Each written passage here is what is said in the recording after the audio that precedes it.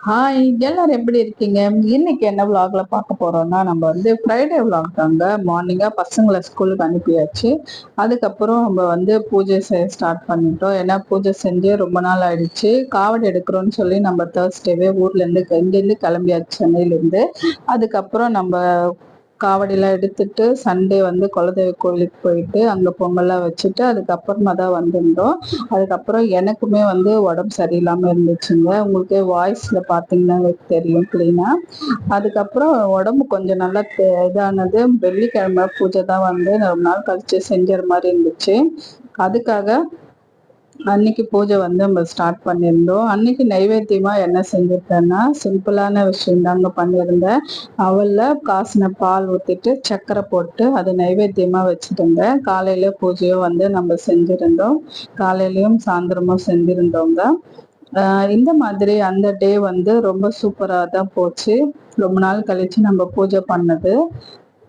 அதே மாதிரி நம்ம சேனல்ல வந்து புதுசா வந்து வீடியோஸ் வந்திருக்கு. மறக்காம சேனலை ஃபர்ஸ்ட் டைம் பார்க்குறவங்களா இருந்தா சப்ஸ்கிரைப் பண்ணிட்டு பாருங்க. அப்பதான் நான் போடுற வீடியோஸ் எல்லாமே உங்களுக்கு வருங்க. உடனுக்குடனே ஆல் என்ற ஆப்ஷனை கிளிக் பண்ணி வச்சுக்கோங்க. இது வந்து நம்ம பூஜாரியில 2 விஷயம் வந்து புதுசா வந்திருக்கு. அது என்னன்றத மறக்காம வந்து சொல்லுங்க. குலதெய்வ கோயில வந்து ஒன்று வாங்கியிருக்கேன். அது என்னன்றதும் கெஸ் பண்ணிட்டு சொல்லுங்க. 2 விஷயம் புதுசா வந்திருக்கு என்னோட பூஜை அறையில. அது என்னன்றத மறக்காம செக் பண்ணிட்டு கண்டிப்பா சொல்லுவீங்கன்னு நினைக்கிறேன். இந்த விஷயம் பத்தி நீங்க என்ன நினைக்கிறீங்கன்றத சொல்லுங்க. ஏன்னா நான் சொல்ல போறத வச்சு. ஏன்னா இப்போ நம்ம ஒரு சிலருக்கு வந்து சிம்பிளா இருந்தாலும் அதை வந்து நிறைய ஆடம்பரமா செய்வாங்க. அது இதுன்னு வாங்கி போட்டு நிறைய வந்து ஜொலிப்பா வச்சு அந்த மாதிரிலாம் வந்து செய்வாங்க. ஒரு சிலருக்கு வந்து இருக்கிறத வச்சு சிம்பிளா அவங்களால என்ன செய்ய முடியுமோ அதுல வந்து ஒரு சில விஷயங்களை மாத்தி மாத்தி செஞ்சு அதுல வந்து சந்தோஷப்படுவாங்க. ஆடம்பரமா செய்யறவங்களுக்கும் இருக்கிறத வச்சு அதுல வந்து சந்தோஷப்படுறவங்களுக்கும் நிறைய வித்தியாசம் இருக்கு இல்லையா?